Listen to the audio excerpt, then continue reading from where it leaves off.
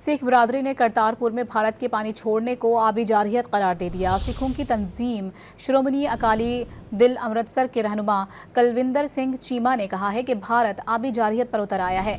भारत ने आबी जारहियत करके गुरु नानक करतारपुर में बेहुरमती की।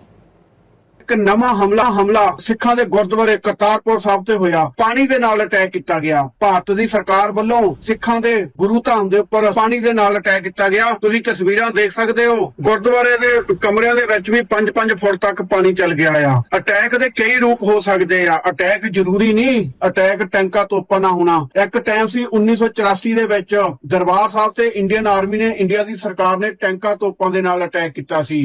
उस तो बाद 1971 ਵਿੱਚ भी ਇੱਥੇ ਹੀ करतारपुर ही ਬੰਬ ਸਿੱਟਿਆ ਗਿਆ ਸੀ।